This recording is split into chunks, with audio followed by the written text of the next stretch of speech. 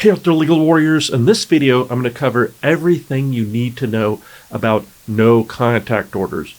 And what I mean by no contact order, that's from a criminal case, typically when someone gets arrested and charged with some type of crime where the court is allowed to issue a no contact order, often in DV crimes.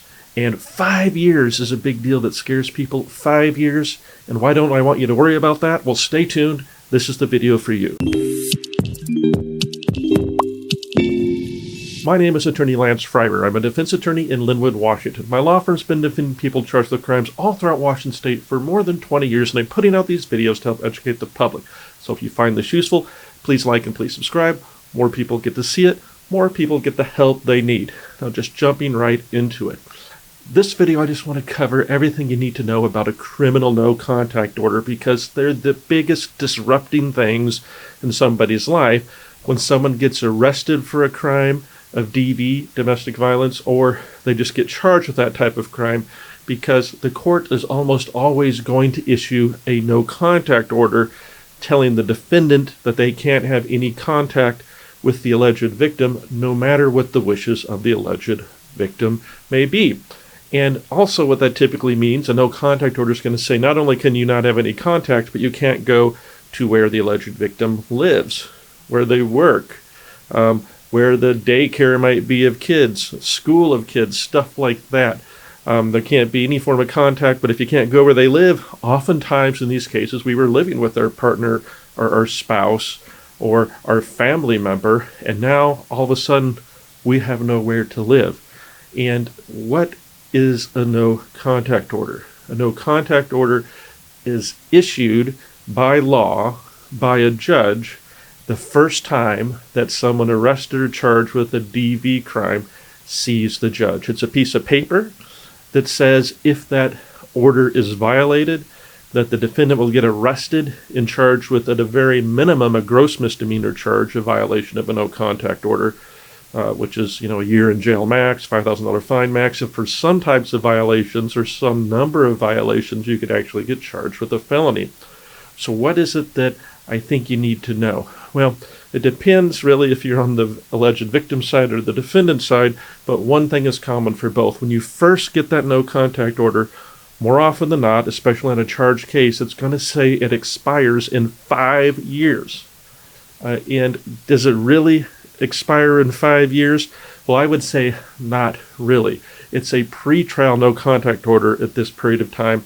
And when a court writes in a 5-year expiration date, what they're trying to do is the court is trying to protect itself. It used to be the court might say, hey, we're going to issue a pre-trial no contact order, and we're going to just put a default expiration on it of 1 year. And the reason why they stopped doing that is sometimes cases take longer than a year. What would happen is that the pre-trial no contact order would expire, and everyone's busy. The prosecutor didn't realize it. The judge didn't realize it. Even if the defense did realize it, they couldn't say anything about that because that would be against their client, and there'd no longer be a no contact order. Now, to stop that from happening, what courts have went to is they've been writing in more often than not a 5-year expiration, and that terrifies everyone, right? The defendant's like, I can't see my wife, I can't see my husband, I can't see my kid for 5 years, because that's what the paperwork says. It doesn't say, hey, this is subject to change. So when you get that no contact order, and if it says 5 years, that's literally what's enforceable at the time, but rest assured that's most likely going to get changed much sooner than that. So how do we change a no contact order? How does that work? Well, remember, it's usually the government through the prosecuting attorney that's requested the no contact order, regardless of what the alleged victim wants. Now, some jurisdictions, city prosecutors are sometimes more likely to listen to the alleged victim. Your mileage may vary, so talk to your attorney. But it's the court, though, that makes the decision whether or not a no contact order exists. And if you were the judge, you'd probably be issuing a no contact order just to keep the peace because someone just got arrested or charged with a crime. So how does that get changed? So technically, either side could file a motion to change or remove a no contact order, but out of practice, the defense should not typically be filing any type of motion to limit the protection for the alleged victim because the defense doesn't represent the alleged victim. Typically, if the alleged victim in a case wants the no contact order removed or changed, they should be the ones either to personally go to court and ask about what is the procedure in this court to get on a court calendar to have a motion to recall or modify a no contact order heard. And now if you happen to be in a court that has a victim's advocate, you can ask the victim's advocate about how that happens. Now, if the victim's advocate is playing straight, and some do, and some don't, in my opinion, they'll tell you how to get that done. Some advocates, in my opinion, that I've seen from 25 years of doing defense work, might try to discourage that and might not be so forthcoming with how those things get done. So if you're not getting an answer you like, go directly to the court, go directly to the court clerk and say, hey, I'm the alleged victim, I'm the protected party, I want this no contact order recalled, how do I file a motion to do so? And they might say, we can't give you legal advice, but usually they're going to give you a form or give you something. If you're the alleged victim, you can also contact your own attorney. Look up defense attorneys, contact a defense attorney, and if they're somewhat large and therefore know a lot of courts, or they're not so large that they're very local, right, to a court, they may know how that gets done. Now, if you're the defendant trying to get this no contact order dropped, let's say it does get set on a calendar at request of the alleged victim. And again, the defense attorney typically shouldn't be doing that because it just looks bad, right? It looks like, we're influencing their decision. And remember, no contact orders in DV cases are about power and control often. So if the defense is exercising power and control over, it looks like it, right, then the alleged victim is going to be listened to less than they normally are when they make that request to modify or terminate the order. But as the defendant, what you want to have done in these situations is you need to have done something to change your position, because the court will also often ask, hey, what's different today, 60 days later, in this hypothetical, than the day I issued the no contact order to begin with? Yeah, it's 60 days later, but what's different?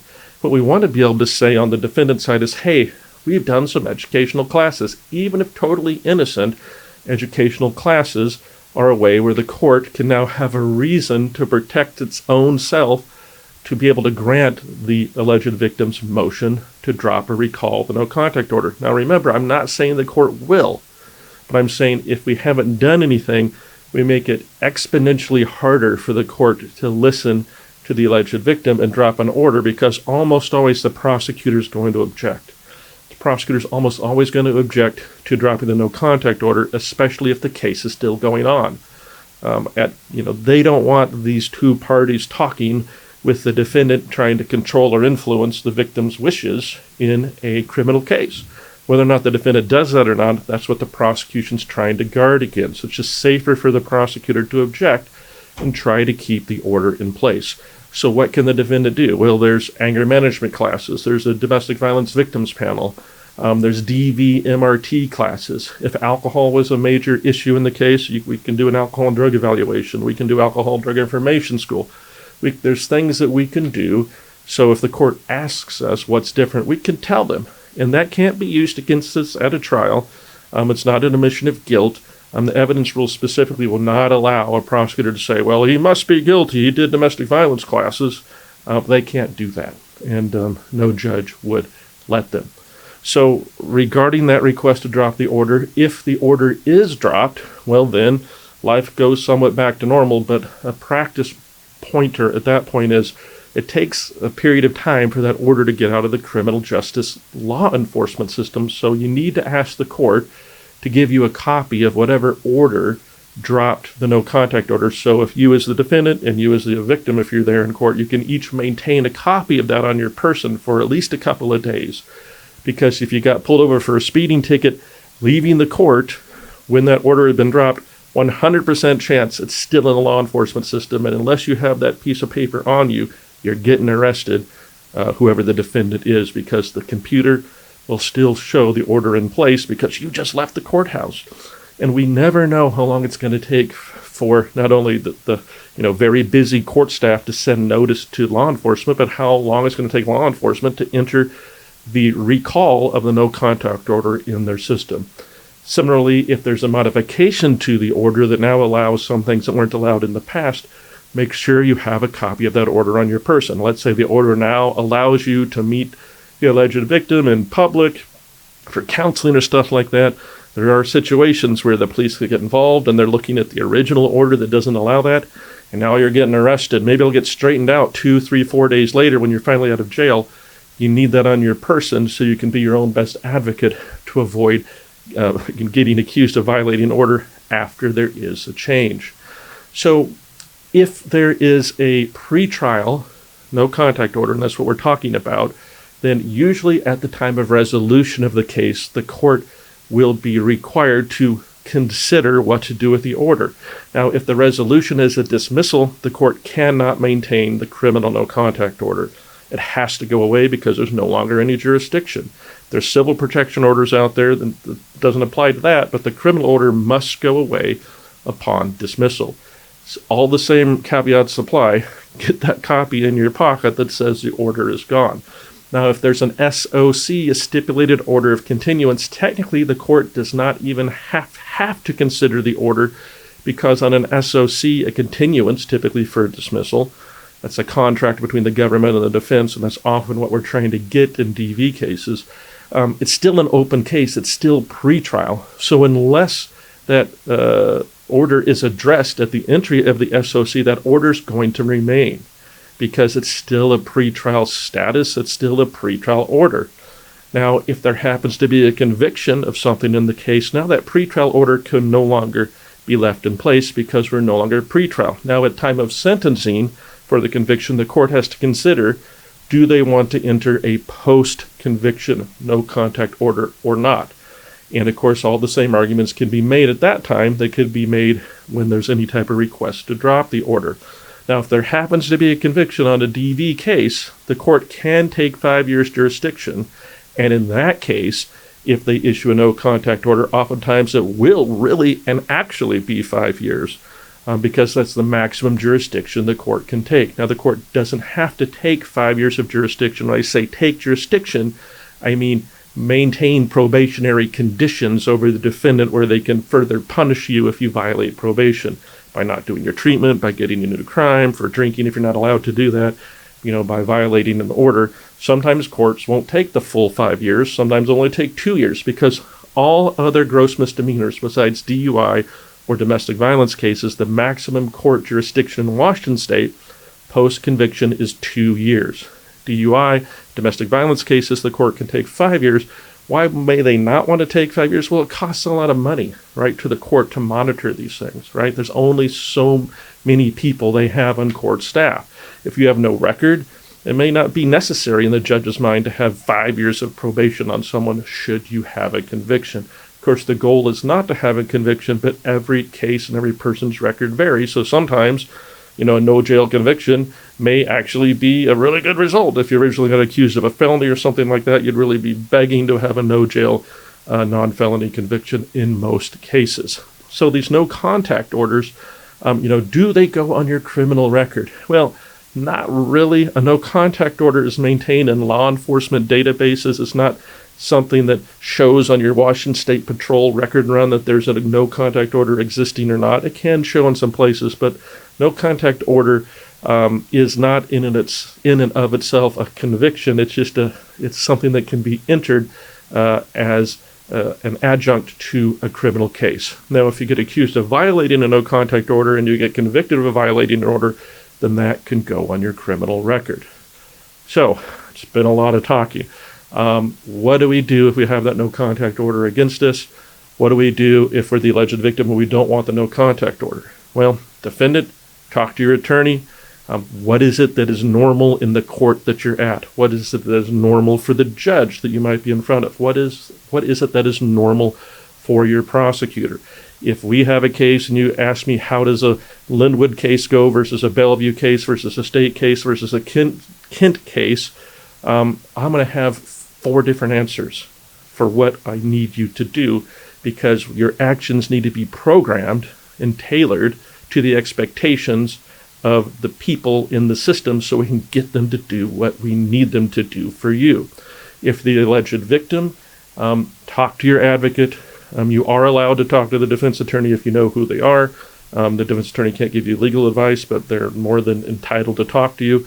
And then, of course, stand up for your own self if you don't want the order. Do a safety plan. Those are some magic words that the court really likes to hear, right? And if you want the order dropped, it's generally better if it's not, because we love them and we love them so much. It's more like, hey, I know how to take care of myself. I didn't ask for this order. Please don't rob me of my agency. I've done a safety plan. I know what to do, and this order is causing me more harm than it is good. Last one could be a little touchy. You never want to suggest to the court that they're in the wrong or they don't have the power to do what they did, because the court has the power.